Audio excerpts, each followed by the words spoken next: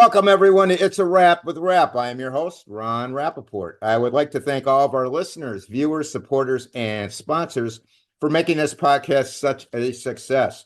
The podcast is being heard and viewed in all 50 states, all provinces of Canada, and over 70 countries around the world. Please visit our website, it's a wrapwithrap.com, for all the episodes and previews of upcoming podcasts, and find products and services offered by our sponsors. This podcast features people who have overcome life's challenges and adversities, people who can inspire, motivate, and educate us on an assortment of topics. My guest today is Rachel Shur from Los Angeles, California. Rachel was diagnosed with a rare and terminal form of leukemia and given a 10% chance of surviving even her first visit to the hospital. Rachel went in an instant from a carefree 26-year-old woman to someone who had to suddenly make the most profound and complex legal, moral, medical, and practical decisions humanly possible. Not only did Rachel not know the answers, often she didn't even know the questions. When Rachel got well, she decided to help others who suddenly find themselves in that position and started the nonprofit United Cancer Advocacy Action Network, UCAAN for short. UCAN has helped tens of thousands of people navigate the way through the cancer process and to live longer and healthier lives. She is here today to talk with us about her life, her work with UCAN, and her book, All the Things I Wish I Knew When I Had Cancer. While the topic may sound depressing, the book is as joyous and life-affirming as is Rachel herself. Welcome, Rachel, to the podcast. Really an honor to have you here as a guest on the show. Thanks, Ron. I'm excited to be here too. Rachel, please tell us about your life growing up, your schooling and career before your car accident at age 26, so we get to know you a little better. Okay, so I was born in Manhattan, New York City. I lived part of my life in New York City, but I also moved a lot because my stepdad was a comedian. And growing up, we were always going from California to New York and back and forth. And so I was always changing schools. But I always had fun because the biggest thing I think I noticed was the laughter, all the joy and the laughter that he brought to other people when he was doing all his comedy shows, which was great. Eventually, we moved back to California and we stayed here. So I went to Sherman Oaks Elementary School in Sherman Oaks and eventually went to junior high and high school in Ventura County. I did do some college, but I've always found myself to be someone who's self-taught in everything that I do. That's how I've learned. And that is something, it's a trait that I got from my late father. He always learned everything just from being in the world. So really good example. My dad was fluent in 8 languages by the time he was 17. Wow. Not me, though. Was he I'm born? fluent in English. Was he born in Yeah. the U.S. or was he born abroad? No, he was born in Israel. Okay. Yeah, so as a young child, he was picking up language like nothing because he was constantly meeting people in Sure, Jerusalem and because so many Israel. languages are Yeah, spoken there. so I, he I learned a have it lot. on, I understand you were born 10 weeks early. Is that true? I was. Wow. I know. You read that from my book. Yes, I did read the book, and we'll get into the book. The book was very, I very good. was. Yeah, I was 10 weeks early. My mom says I wanted out as fast as possible. That's probably true. But yeah, I was definitely stronger as strong baby. So obviously eventually when I got diagnosed with cancer, of course I would be just as strong as I was as an infant. Absolutely. Now, you get into a car accident in 2006. Tell us about that. How injured were you, and what did you learn about your health from that car accident? Okay, so that's a really interesting story that I tell a lot of people. I got into this crazy car accident. My car was totaled. I actually had no injuries whatsoever. But prior to getting into that car accident, I had accumulated some bruises all over my body, really big welt-sized purple bruises everywhere. No one was beating me up, okay, Ron? It was nothing like that. Back when I was 26 years young, I was clumsy. So like I walk into something and I'd hit my arm and I'd end up with a bruise. And at the same time, I had some really bad headaches, and so I was taking a lot of Advil. And I think instinctually, I just figured the Advil was causing the big bruises all over my body. And so when I got into that car accident, I had to get transferred to the local hospital because I couldn't drive my car. And the local hospital did some tests on me. They didn't notice anything irregular. They just did standard tests of someone in a car accident, right? And they had seen the bruises all over my body. I mean, they were everywhere, huge bruises. They asked me if that had anything to do with the accident, and I said no. And then they said, well, then we suggest you go to a county hospital because they knew I didn't have the money. I didn't have insurance. I had actually recently relocated back to the San Fernando Valley and had started a brand new job. So I had no idea, anything that was going on. And so they said, go to a local county hospital, get checked out because these bruises are not from your accident. They're from something else. So a couple days later, I went to Ventura County Medical Center with a best girlfriend of mine. And let me tell you, for somebody being as sick as I was, my mom tells me this story. She says, for someone being as sick as you were, the nurses took your blood and they didn't know how you were walking around or moving. They Wow. said they said that they were shocked that I was able to function because my counts were so low, they were practically deadly. And I had eventually they figured out that I had 85% cancer cells in my body. But what was I doing in the ER? My friend was rolling around on the doctor's chair. We were giggling and laughing, having a field day in the ER. You would have never guessed that I was sick You because know, obviously I didn't think about that. my story has a similar parallel. I didn't know I had male breast cancer, and I had fallen earlier in the year, kind of like your car accident, only it wasn't a car accident, but I fell and I hit my chest a few times with a car door.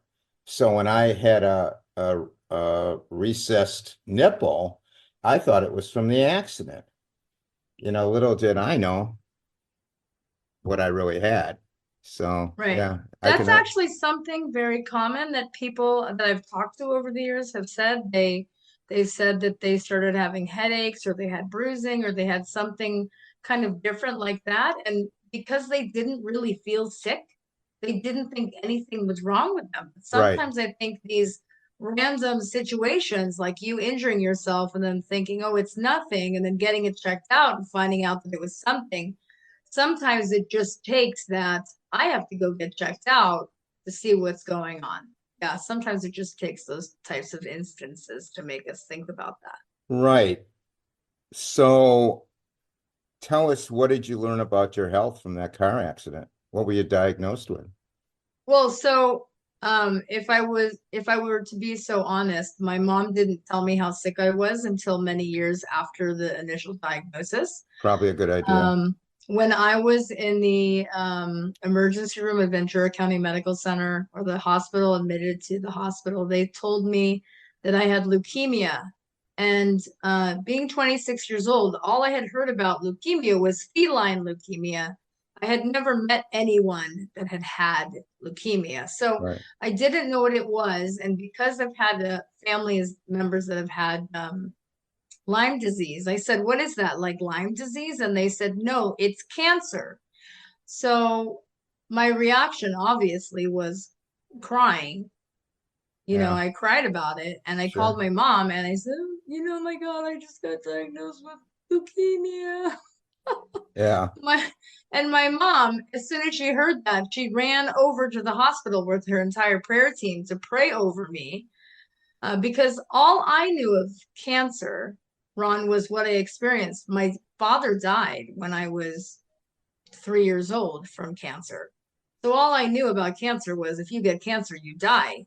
And so I didn't know anything else other than that. And I think that's a very, very common misconception that happens with many people that It are happened with diagnosed with me. cancer. I can Yeah, tell. I mean, what kind of, right? I mean, my visions when I was told that it was cancer, was like, oh, I'm visualizing a bald head, emaciation, chemo, radiation, blah, blah, blah. Not a good scenario. What was your vision like? Yeah, I didn't really have time to think. Okay. So no sooner than they diagnosed me, they transferred me from Ventura County Medical Center to the City of Hope. And the City of Hope gave me the first round of chemo, and my body and my lungs went into shock. Fluid went into my lungs, cancerous blood went up into my brain. I suffered a hemorrhage in my eye, and I was put into a drug-induced coma. So, I mean, from the day that they diagnosed me with cancer, everything was very, very fast. But what I can tell you, because this is all a very serious conversation, and sometimes it's hard for people to hear this is what I can tell you. I can tell you that my ride to the City of Hope was nothing short of a party. I don't know if I've ever told you this story, but the the ambulance drivers were certified in crash cart. They had to wait for ambulance drivers that were certified to revive me if I crashed on the 3-hour drive to the City of Hope. So the second set of guys that came in were very serious, picking me up, and I got in the ambulance with them. And I think the first thing that popped in my head, I mean, despite the fact that I had been diagnosed with cancer, was heck, if I'm going to be stuck in this ambulance being with these miserable guys, I'm going to have fun. So the first thing I did is I flirted with the bald man in the back.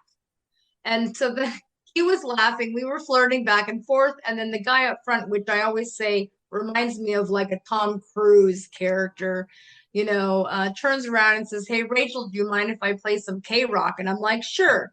And so he's blasting the K-Rock. I'm flirting with the bald man, dancing in the gurney the entire 3 hours to City of Hope. Meanwhile, my mom is driving with my stepdad, and she's praying to God, "Please, God, save my daughter. Please let her be alive."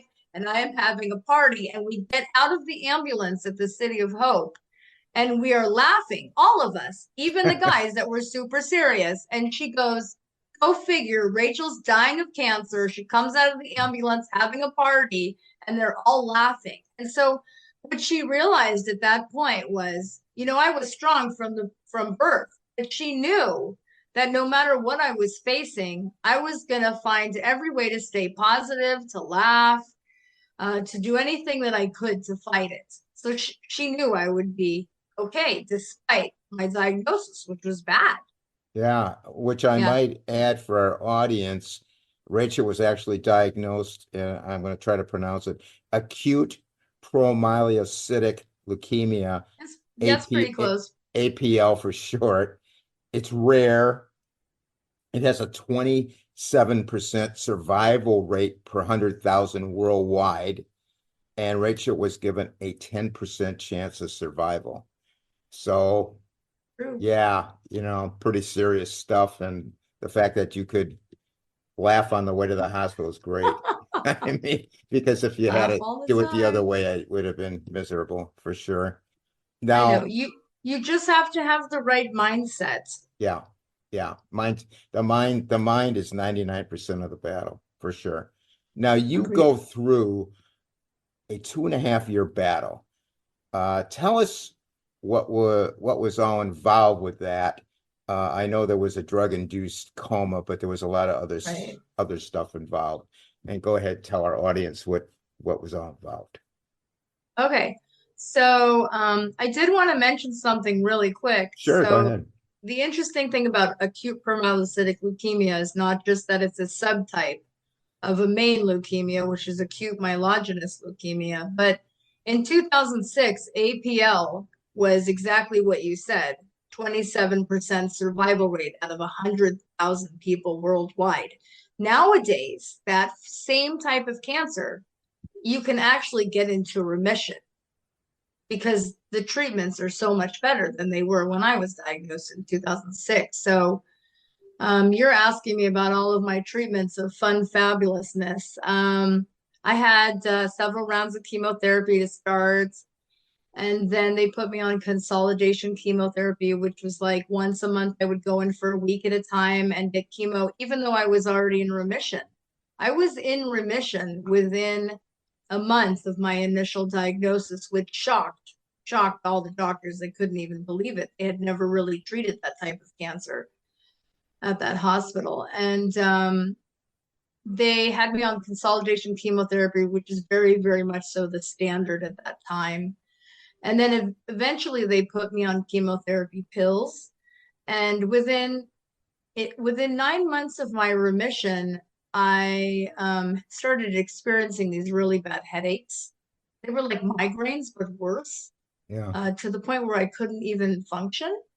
Most days I would sleep in my room and maybe get up to eat something and go back to sleep, and that's all I did. And I asked my team about it. I said, "What am I supposed to do?" And they said, "Well, we'll prescribe you another pain medication." So after a couple weeks of them prescribing me different pain medications, they finally had me come into the hospital, and they did a lumbar puncture, and they found that my cerebral spinal fluid was actually cloudy, which means there was cancer there. So I don't know if you remember, like the first beginning portion of this whole story, what I talked about is cancerous blood went up into my brain, Yeah. probably through my spinal fluid, but Yeah. they figured it was gone. Obviously, it was semi-dormant, and then it came back, and it was there, and it's harder to treat there. So I had to have brain surgery. They had to put a port into my head, which I still have. It's called an Ommaya reservoir. They were administering chemotherapy through my Ommaya. And then eventually they put me on arsenic trioxide, which is, yes, arsenic as a chemotherapy. Wow. And then eventually I had a stem cell transplant in 2008. So, I mean, it was all very, very fast. Diagnosis 2006, the end of, December. Remission January 2007. Relapse October, right around my mom's birthday in 2007. Preparing for a stem cell transplant in January of 2008. Stem cell transplant with my own stem cells in 2008. And then eventually remission. So, I mean, it was pretty grueling considering everything I had to go through, because most of the treatments in the beginning, that was all chemotherapy or chemotherapy pills. But then when I had the stem cell transplant, I had to have two of the heaviest chemotherapies, Cytoxan and etoposide, which completely wipe out your entire immune system to the point where you're practically dead. And they had given me about 11 sessions of total body radiation prior to that. So my body was annihilated. And I was staying alive, through that TPN, which every time I think about TPN nowadays, I think, man, that's just like another way to say sugar water with vitamins. Yes, but And we already know sugar. yeah. Yeah, there's sugar and protein and what's the other thing in there? There's Vitamins, carbohydrates, protein, lots of some vitamins. vitamins, yeah. What, not to be negative or anything, but what are the chances of it coming back? Did they ever say? Oh, no. So, with APL, once you get to 5 years, that's less likely. Once you get to 15 years of remission after a stem cell transplant, the likeliness is very, very small.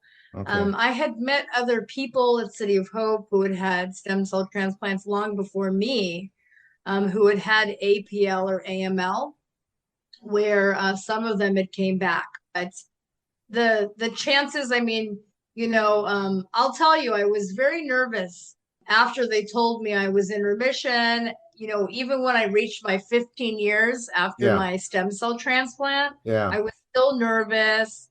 And what my doctor said is, we do these chromosome tests. So interestingly enough, the form of cancer that I was diagnosed with had a defective chromosome. I had a defective chromosome in my body. And so they had a specific blood test that they would do to test for that defective chromosome. And they did it so often. I mean, they did it like generally every 3 months, and eventually they did it every 6 months. And every time they do that test, it just came back clear. So I was fine. And so at 15 years, they said, you don't really need to do these tests except for maybe once a year. And for a while I was hesitant because I was like, I don't want it coming back. I don't want to be sick again. I don't want to go through all that stuff. But Um, my oncologist said, once you get to 15 years of remission from a stem cell transplant where your body is completely revitalized from everything, Yeah. he said, you don't really need to focus on that. And that is something that is very common. I mean, when somebody, like, when somebody is diagnosed, they're always worried. What if it comes back? I don't want it to come back. Well, you have to take on a different life, kind of. You have to focus on different healthy things that you can add to your life, how you're eating, what you're doing, if you're exercising, if you're not. And you can't necessarily focus on, well, what if it comes back? Well, what if it doesn't come back?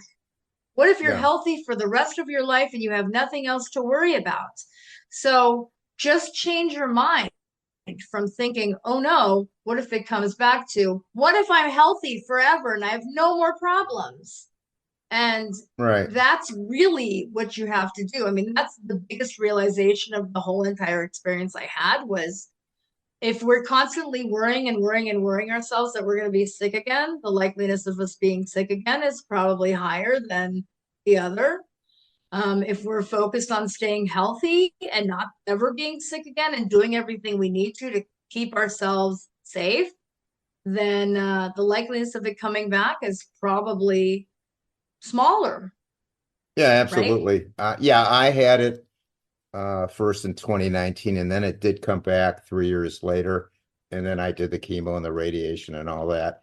But I don't dwell on it. I just have the Good. mindset you do, you know, hey, let's move forward and Agreed. let's not think about it, like I you said, know. Oh, it may not ever come back. Now, tell us how having cancer changed your life.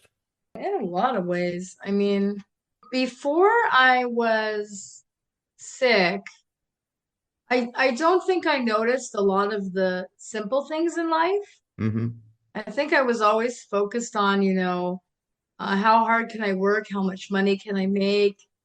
Not necessarily looking at, it's so beautiful out today, and I'm going to take the longer route home because I want to see the beautiful trees and the color changing of the leaves, and, like all that kind of stuff. Like all the things, it made me realize that all the things I used to do where I missed out on everything else because I was so focused on like one thing that was most important, it made me really open up and get excited about other things. So I'll give you an example. Like my side gig, this little side thing that I do occasionally is I help a transportation company that I used to work for before I had cancer.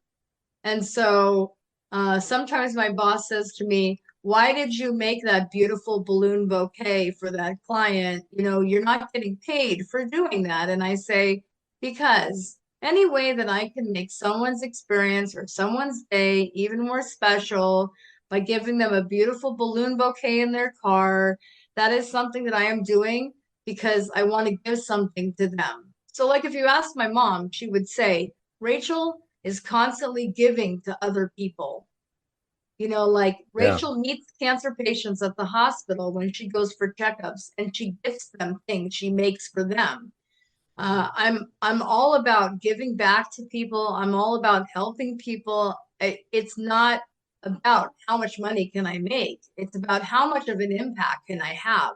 So it's like changing that whole mindset of one mindset to a completely different mindset. And if I told you the reality, I wanted to be a teacher and I never became a teacher. And I never would have ever thought I would run a nonprofit. I never thought that at this point I would have helped 16,000 people across the United States. I never would have thought. The podcast is so happy and proud to have Blue Sky CBD as one of our sponsors and supporters. At Blue Sky CBD, they know that the highest quality CBD starts from the seed. Blue Sky partners with sustainable, responsible farms for superior hemp plants to extract their CBD and other healthful phytonutrients. Each of Blue Sky's products contain high concentrations of CBD for maximum impact, and Blue Sky offers some of the lowest cost per milligram CBD on the market. All Blue Sky's products are THC free and are tested by a third-party laboratory for potency and purity. All this has made Blue Sky one of the only brands trusted by healthcare professionals across the United States. As the demand for CBD and its therapeutic potential have grown rapidly worldwide, it's difficult to know which products you can trust.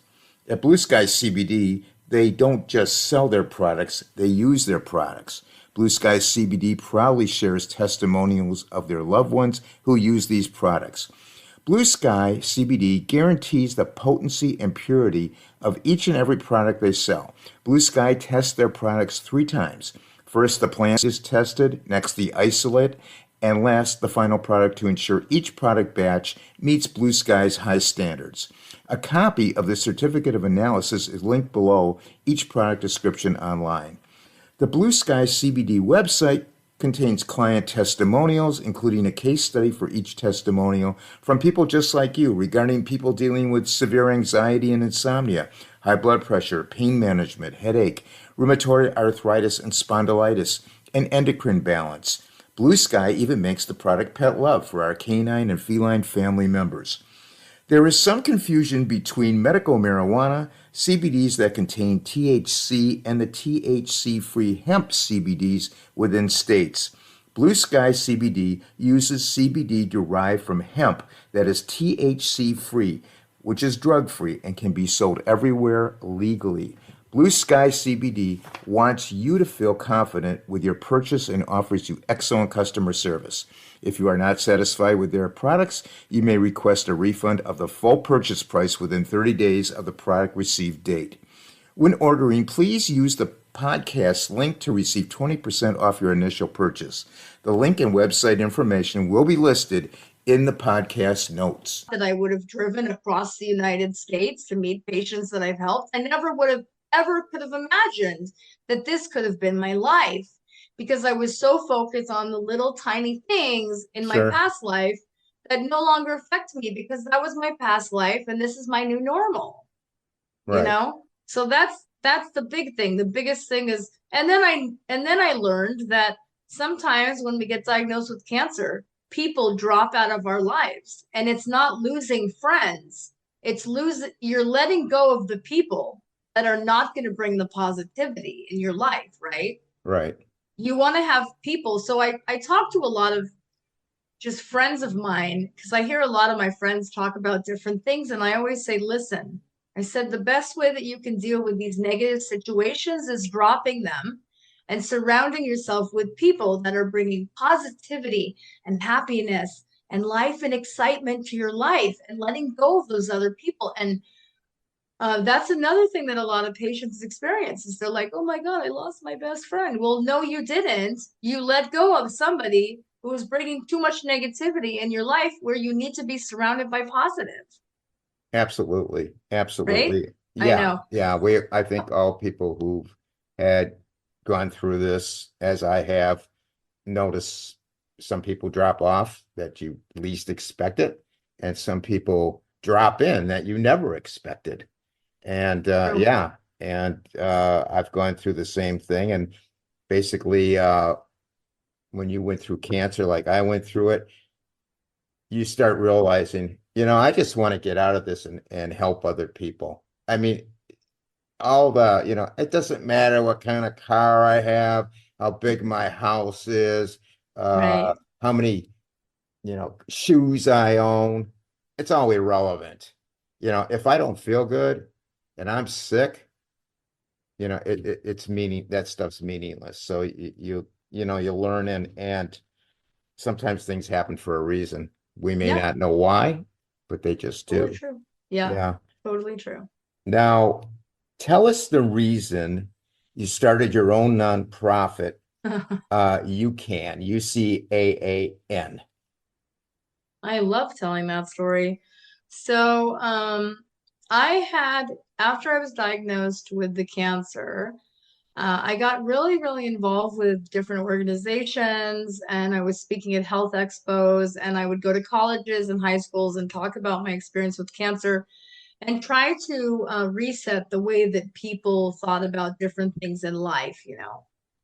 So I volunteered for a couple organizations, and there were things that I noticed within the organizations that made me wonder if I was in the right place. And that was a constant thing that I thought, am I with the right organization? Am I doing the right thing?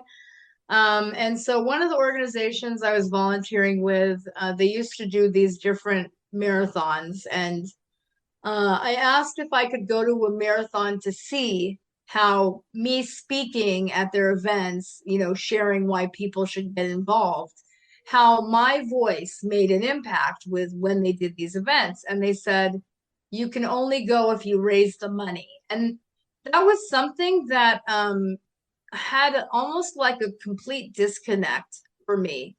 Was why am I volunteering all my time when I'm still fighting cancer or when I'm still going through treatments to help this organization that's not necessarily making me feel like I belong there? They're making me feel like I'm just a puppet making money for them. And so by some crazy chance, I was able to go, and the things that I saw were things that frustrated me. So, they had a fancy hotel that they had the event at, and they do a big dinner the night before, and a fancy lunch the next day, which nobody attends, and they have this expensive hotel which costs $500, a night to stay there. And at the dinner that night, the presenter said, how many cancer patients are here that raised money? And I looked around and I refused to stand because I didn't raise money. I was invited because someone else couldn't go. And everybody said, Rachel, stand up. And I said, no. I said, no, I didn't raise money. I'm not standing up. And the realization that hit me was, why did he not say how many people are here that are fighting for someone else who has cancer?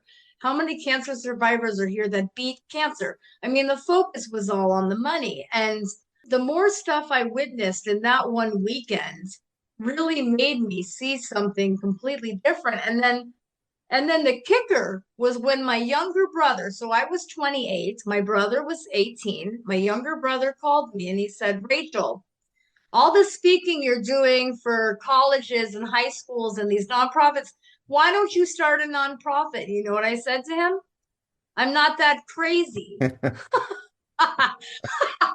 But obviously, I might be a little crazy or just more focused and centered on what's important. So, when you ask me why did I start UCAN, I started UCAN because I experienced everything, and I experienced a totally different perspective than what I ever thought I would experience, right? And so Yeah. what I saw is patients, I would talk to these patients when I was at City of Hope getting my treatments or having my checkups, and I would talk to patients and they would say, my social worker isn't really giving me the information that I need. Or they'd say I was just referred to an organization that said that they can't help me because I don't live in this geographic area. Or I was just given a book of resources where I had to go through 50 pages just to find one page that could possibly help me. And so the thing that I realized, the accumulation of everything that I had seen and experienced and heard,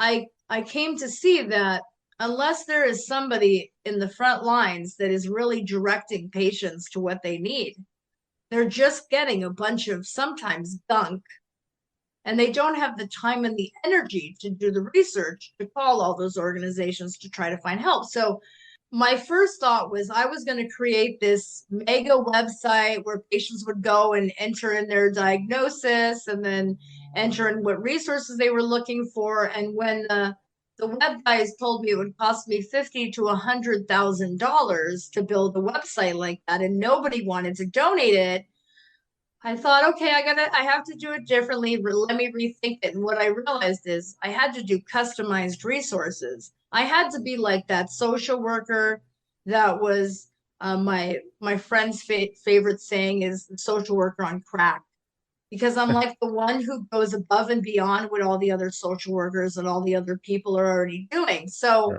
Right. I had a whole team of amazing volunteers where over a year and a half, I printed up every single organization in the IRS database that had cancer in the name. It was about 150 pages. 100 organizations per page. And I had my team of like 4 volunteers and myself calling all those organizations and trying to find out which of them were helping people and which weren't. And I was able to accumulate, after like several years, about 2,500 resources That's of awesome. small and large organizations. So why did I start UCAN? Because every patient that I was talking to was saying, I'm not getting what I need. What am I supposed to do? Right. And every organization I'm calling me is telling me I don't qualify. They don't have another option for me, giving me another dead end. And so Yeah. I wanted to be the one who said, no, no, that is not okay. I'm going to do everything I can to help somebody who has cancer, which is why I started UCAN, because I was like, this is why it's UCAN, because I want people to know that you can fight this. You can do everything that you need to do to fight this, and you can get the help in many cases. In many cases, you can get the help. Sometimes it's a little harder, as I'm sure you've experienced with male breast cancer. It's probably a lot harder to get more resources and support. But there are different types of cancer where there's not enough support for patients. And I have to think outside of the box when I'm giving them resources just to make sure they're getting what they need. You know what I mean? Because Yeah. in many cases, they're not. I mean, I can relate to what you're saying because Right. I don't mean to demean any large Me organizations. neither. I'm not. That's why I didn't It mention any of them. right, and I wouldn't either, but I did do some work for some and raised money and went to the race or marathon or whatever you want to Yeah. call it. And it put everybody up on the stage, but they didn't put me up there. And then I got I just thought to myself, what am I, just a little peon in a big in a a blue dot and in a sea of pink is what we call ourselves. And I decided, okay, I'm gonna go away from the big groups and I'm gonna start advocating for male breast cancer happens.org, which is based out of Kansas City. And then through that, I still wanted to do more. I started this podcast to help Good for people. you. Yeah, not just cancer people, but people who have other issues too, whether it's mental issues or physical issues. And if you would have told me this 6 years ago, this would have been something I would be doing today, I would have said, I don't think so. But See? but here we are, you know. Yeah. God actually Here had a we are. plan for you, Ron. Yeah, somebody had a plan, that's for sure. Now, in 2010, you lose your teeth due to your treatments. Tell us what you learned from that and your advocacy efforts for preventative dental care for cancer patients undergoing chemo and radiation, because this Okay. is very important. This is really important. It actually started happening to me in 2008. So after my last treatment where I had chemotherapy, total body radiation, I was out to dinner with a bunch of friends on a date. And you can imagine, I mean, like the most horrific thing that could ever happen is a tooth cracks at the gum line and the tooth is hanging by a hairs, a piece of the tooth is hanging off, and you're like, what the heck is happening? And obviously, I mean, like when that situation was happening to me, I was like, are you kidding me? Is this real? Is this really happening to me? I didn't want to start crying in front of my date or my friends. I had to stay stronger because obviously it was like this surprise. Here's a problem. Yeah, for sure. Um, and so when I went and I asked my radiation techs at the hospital if that was something that was normal. They didn't really have an answer for it. I asked my oncologist. They didn't really know why it was happening. I asked a couple local dentists and they said, well, that's going to keep happening to you. And if you want it to stop happening to you, you're going to have to pay money to get some new teeth. So by 2010, I had gone to a health expo. I talked to a dentist that was actually going to tell me the truth and the full story. And what the dentist said is that because of the radiation, the chemotherapy, it destroys the healthy bacteria in your mouth meant to protect your teeth. And what it does is it starts this kind of like rapid decay because I get dry mouth all the time, and that is a side effect, which I call a direct effect of treatments, right? And Right. so that also attributes to it. And so it causes this rapid decay where your teeth start falling out and breaking at the gum line. And I had even met a young kid that was like 3 who, was losing her baby teeth. But what her parents realized is her parents saw that even when her new teeth were coming out, they were really brittle, they were breaking apart. And the parents were like, why is this happening to us? And that dentist had explained it to me, and I was shocked. I was shocked that the dentist that I went to before I got radiation and chemotherapy didn't tell me anything. I was shocked that my cancer hospital, nobody at the cancer hospital knew anything. I couldn't even believe it. And what the dentist said to me at that health expo is he said, you could have prevented this with a fluoride tray. Fluoride tray, which has smaller amounts of fluoride in it than the toothpaste we actually use from the store, which is something I actually eventually did a study on. So, and I'll explain that to you in a second. So, when I found that out, I couldn't believe it. And I talked to my best friend who was running the organization, volunteering with me at the time, and I said, okay, how do we make sure this doesn't happen to anybody else? And she said, I don't know. What are you thinking? And I said, I'm going to start a fluoride tray program with various dentists in the LA County, Ventura County area that are going to offer free fluoride trays for patients for free. And so I did. For about 2 years, we had, 3 dentists in LA County, and we had 2 dentists in Ventura County that just did it for pro bono to help, which was great. And eventually, I lost all of my teeth.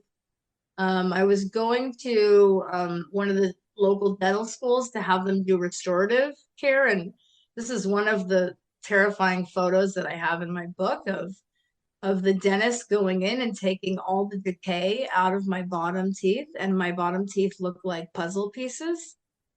Yeah. I mean, that's how bad the decay was. Nobody even knew it was happening. And eventually I had 9 teeth. I had no molars and 9 teeth. And what my friends and I ended up doing in 2011 is we took a trip.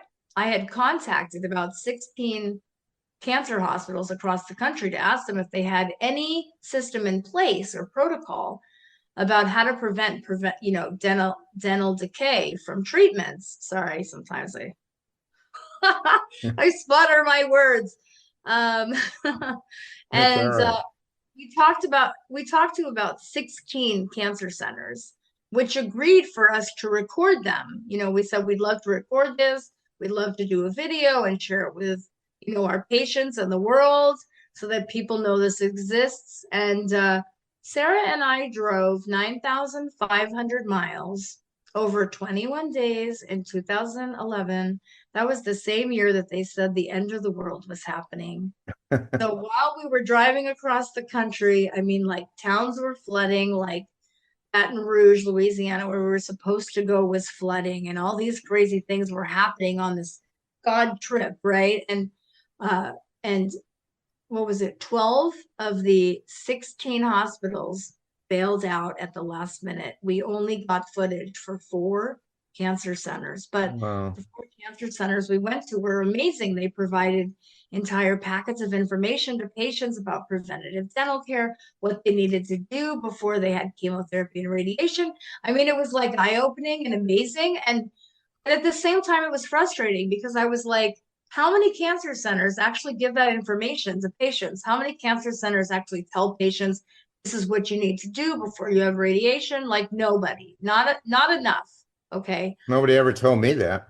Yeah, nobody ever told you that, and nobody Mm. ever told most of the patients I've worked with who have since lost their teeth and can't afford to buy new teeth.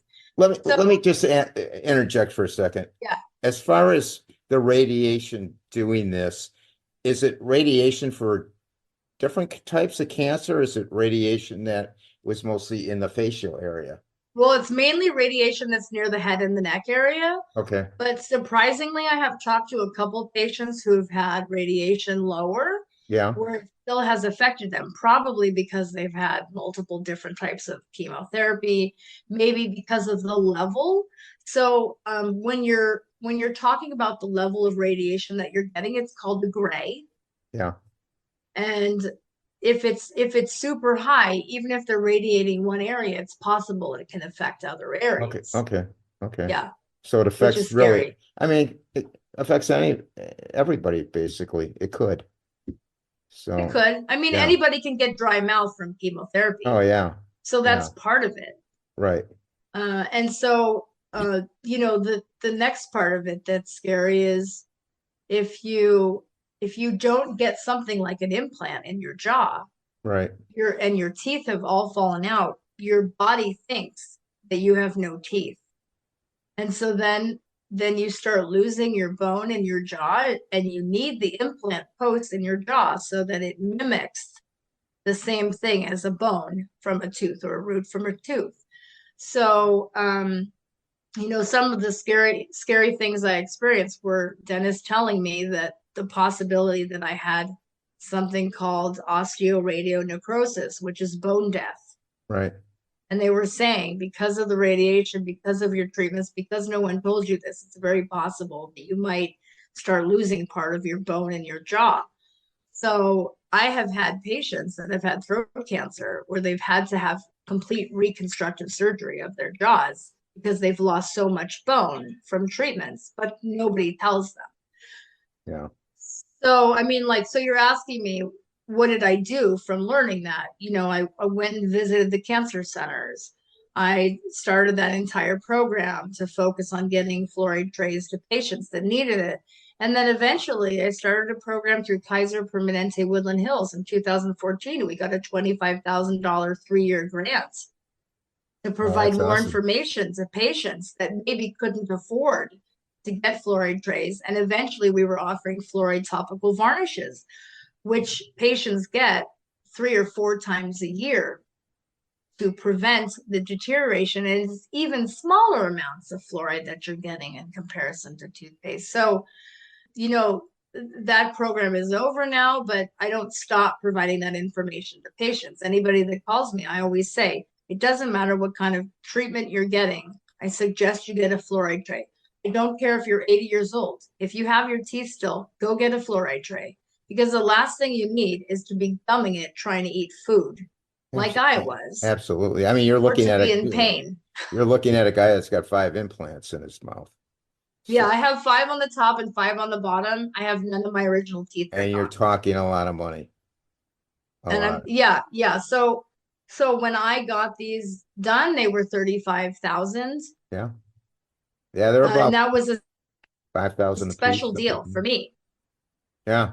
That's a Yeah, it's a special lot of deal. money. It's a lot of money. But if people actually, I mean, so this is like that scary line of drawing the line of why sometimes information is not provided. Somebody might say maybe information is not provided because the dental industry knows if that patient needs teeth, they're either going to get dentures from their Medicare or their Medi-Cal, which will cover it. But then they don't have that bone Right. protecting their jawbone from going. Then they have to get dentures more often, and eventually their bones kind of shrivel. So how do you make it affordable enough for somebody? Most of the time, it's not affordable.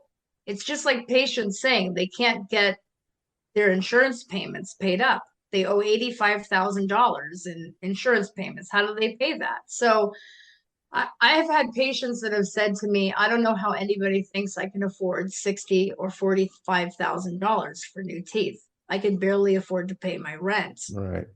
And that's great that these dental professionals can make so much money, but I am thankful for the dental professionals that we have worked with through UCAAN that have offered fluoride trays at a discount rate for patients, that have offered fluoride topical varnishes at a severely discounted rate that we have covered over the years for patients that need it.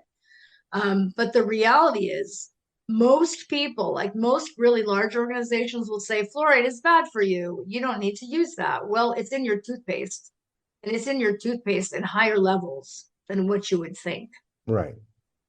So does Let that me, answer your question? it does. Let me ask you one quick question regarding that, and we're going to move on. Did you search the big organizations out there? Did any of them mention this fluoride tray?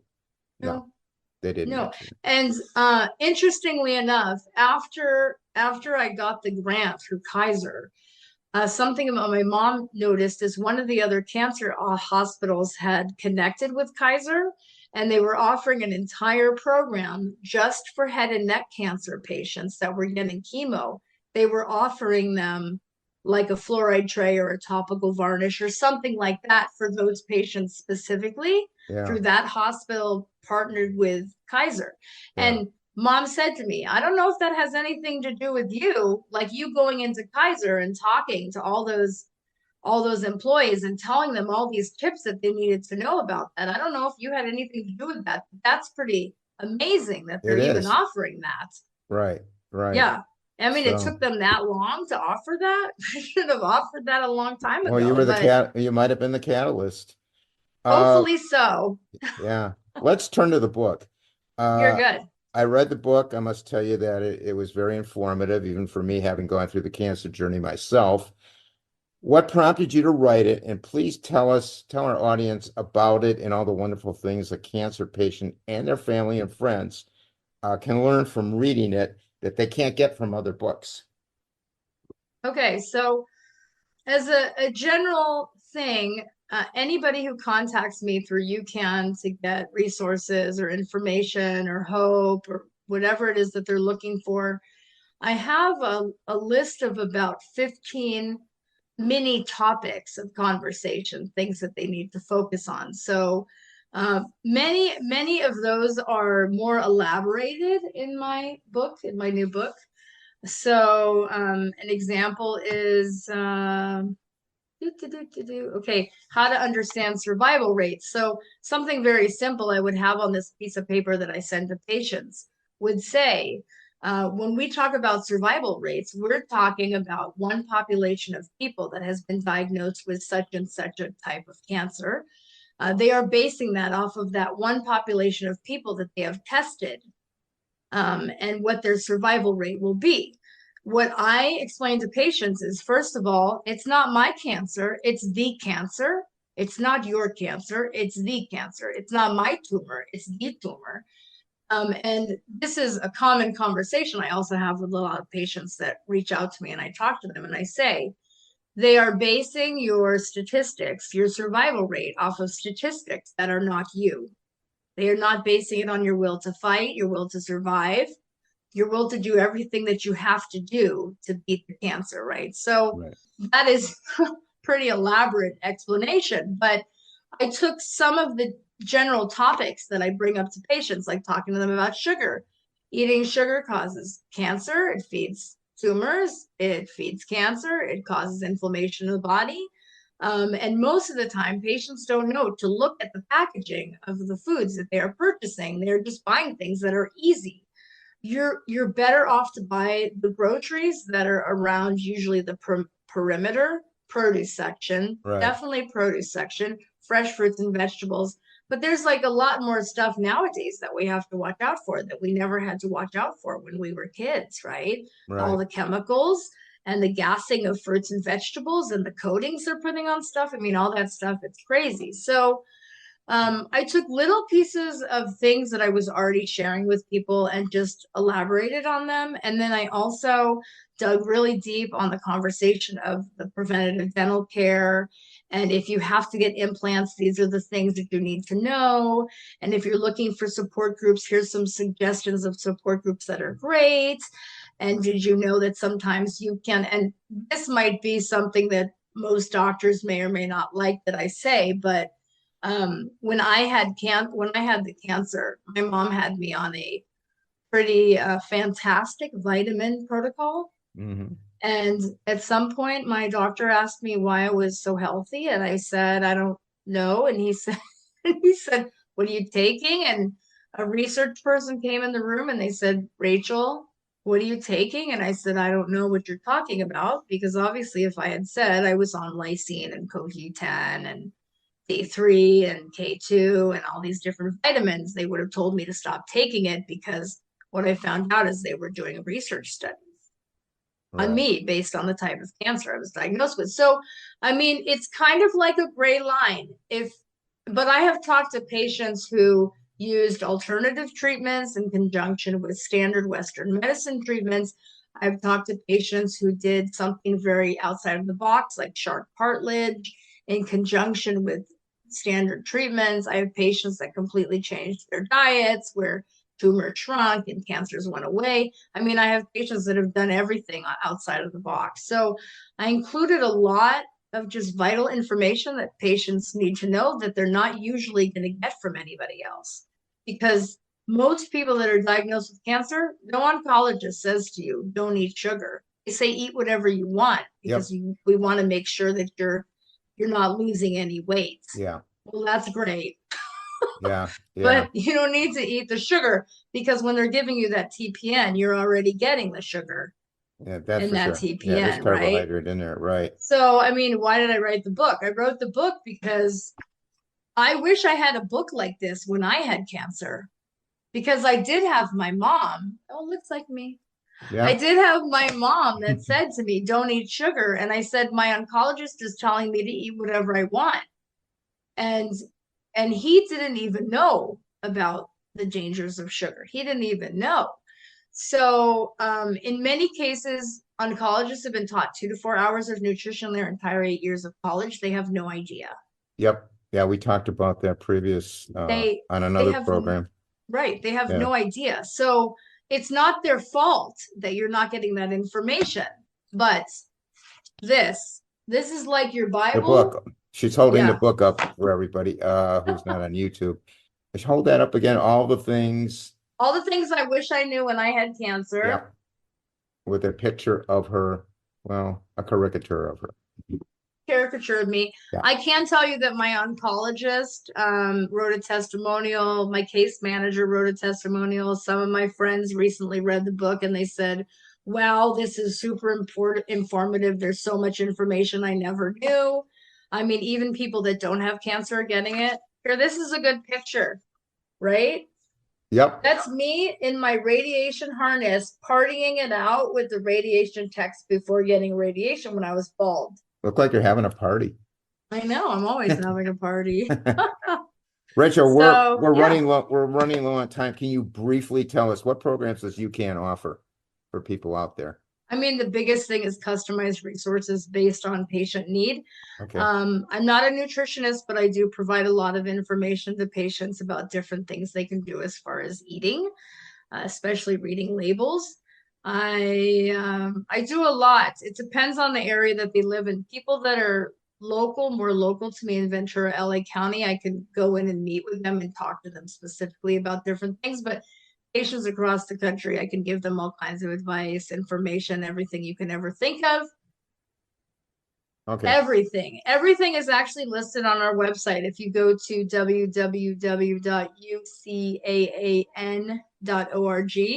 and you click on programs, you can read about all the programs we have. One of the coolest programs we've had over the years is a financial assistance program through products that I make and I ship to patients, and then they sell them to raise money. So we've had a couple of patients where they said, I have no idea how I'm going to pay for my mammogram, but luckily there are cancer organizations that will cover that. At the same time, I've had patients that have said to me, I can't pay for my lung biopsy, and I'm being told it's possible I have lung cancer. And that happened to one of my clients in Tennessee, that I helped her raise the money through fundraising of pendants I made her that she sold. That's awesome. That's awesome what you're doing. Yeah, so we have a lot of really unique programs, but just looking on the website and then reaching out to me is the best way to find out how I can help. So for everybody out there, let's just repeat it. It will be in the podcast notes. You want to get a hold of UCAAN, and they can help you. It's ucaanorg, correct? Yes, Okay, great. You've been through a lot of adversity in your life and you come through so positively on the other side. For those out there battling their own adversities, what words of wisdom do you have for them? You just have to stay strong and you have to stay positive no matter what you're facing. Because while it might seem that things are impossible, because that's what you're hearing from other people, or that's the little side thing you're hearing in your head, it's impossible to even do this. You have to push that stuff, those thoughts away, those people away, like we were talking about. Right, And you need to look at it from a different perspective. What can I do to fight for myself? What can I do that's positive? How do I surround myself with the best people? I mean, I talked to somebody about that today. They said someone is driving me crazy. And I said, but you don't have to focus on that. You don't have to focus on the fact that somebody's driving you crazy. Just right. step away from it and change your focus onto something that is positive. Watch a funny movie, spend some time with some cool friends, do something other than focusing on the negative. Because if you're always focusing on the negative and you're putting out the negative all the time, that's all you're getting back. So you have to put out the positive so that you get positive back. Right, Absolutely. Ron? Good advice. Very good advice. I will tell people don't listen to the negativity. Don't listen to somebody's quote opinion. Stay positive, and you will utilize the people that are going to be positive around you. If you have to Right. switch doctors, you have to switch friends, do what you have to do and just stay focused going forward. Yeah, that's Yeah, definitely true. Can I mention something, Ron? absolutely. If you guys really want a copy of this book and you have a friend you want it to go directly to, Ron will make sure to give you my contact information. You can reach out to me directly. I offer these books for less through me, and I can autograph it directly to your friend or family member. And then I'll also send you an additional gift for them. So Ron will give you my contact info for that. Okay. All you have to do is just email me at it's a wrap with wrap at gmail.com. And everybody should know that. That's my contact. You Oh, can get it on my website. It's a wrap with wrap.com. I want to thank you so much, Rachel, for being on the podcast my and for pleasure. all the work you're doing to help and encourage others. You are truly doing God's work, and I wish you all the best for the future and success in all your endeavors. Let us know if the podcast can help you in the future. We are here for you. So once again, thank you so much. Thanks, Ron. Thank you. And The comments and best hour of my life. well, hey, I'm honored to hear that. That Yeah, makes I me like that spending makes time me with very positive happy. That people.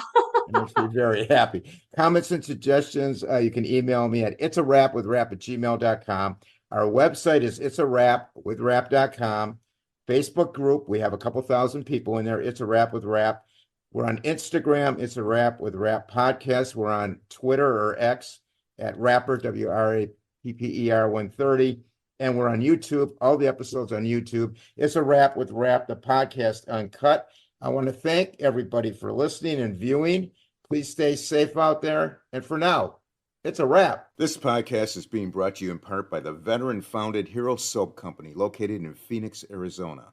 In today's environment, we must be aware of the products we apply to our skin. As a two-time cancer survivor, I cannot afford to take chances, and I use these products myself. The soaps will leave you feeling clean and refreshed.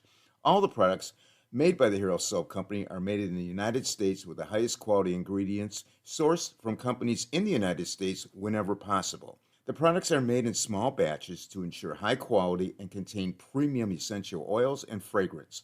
All Hero soaps are created without synthetic colorants, parabens, and sulfates that are irritating to the eyes, skin, mouth, and lungs, and are cruelty-free, meaning these products are not tested on animals. Each 5-ounce bar of soap is handmade in Phoenix, Arizona, and the body wash is available in 8 ounces with such refreshing scents as the woods, tea tree, lavender, the fields, bourbon, lime, the pines, and Arctic. You will absolutely love this soap. Please also check out their gear for sale. All the products are reasonably priced. Being veteran founded, the company understands the dedication and sacrifice that each family makes to serve their country. A portion of sales is donated back to charities that are focused on helping veterans and our first responders. Over 1,200 bars have been sent to our deployed troops. Please check out their website, herosoapcompany.com, for pricing and a detailed description of all the products. When ordering, use the code RAP for a 10% discount. The company information will be listed in the podcast notes and featured on the podcast website, Facebook group, page, and the podcast Instagram.